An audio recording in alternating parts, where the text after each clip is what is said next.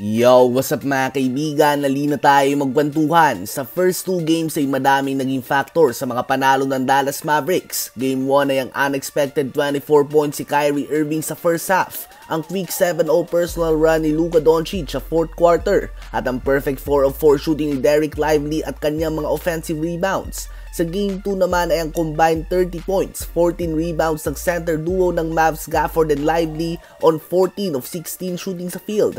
Ang big fourth quarter ni Kyrie Irving including ang tatlong 3 points at ang overall performance ni Luka Doncic na 32 points, 13 rebounds and 10 assists at kasama dyan ang step back 3-pointer to win the game.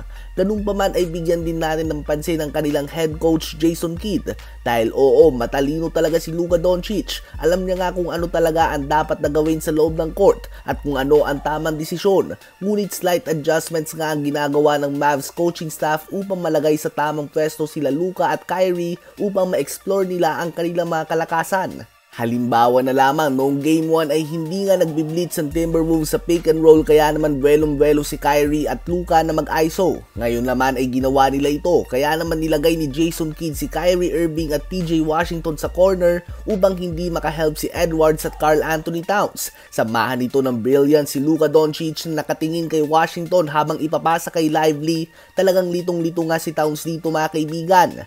At sa clutch 3-pointer nga ni Kyrie Irving ay sumugal ang help defense upang hindi malibre si Lively. Ngunit si Kyrie naman ang nalibre at pinagbayad nga nito ang Timberwolves. Dahil na din nga ito sa positioning ng kanilang opensa at kakayahan ni Luka na gumawa ng skip pass. Ang Mavs nga ay isang play lang ang ginagamit at yan ay ang pick and roll.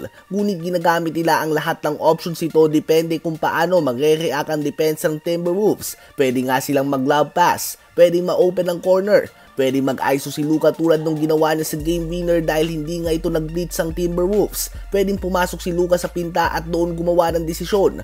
Ginawa nga ng Timberwolves ang lahat ng kanilang makakaya, iba't ibang options din ang in-explore nila sa depensa ngunit every time nga ay tama ang read ni Luka sa depensa nila.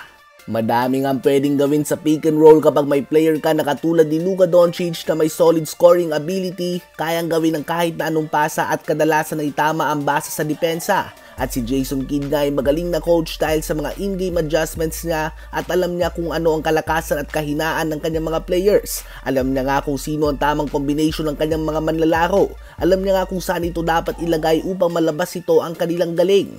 Magic bunot niya din nga sa bench niya si Jaden Hardy na gumagawa ng malaking impact sa series na ito. Isa nga siya sa mga pinakamatalinong player sa NBA nung naglalaro pa siya at ngayon ay pinapakita niya ang kanyang talino bilang isang head coach.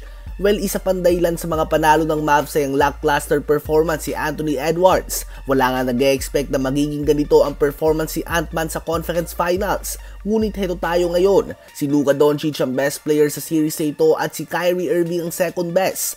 Mahirap nga manalo kung ang two best players sa isang series ay nasa isang team. Ano ba masasabi nyo tungkol dito?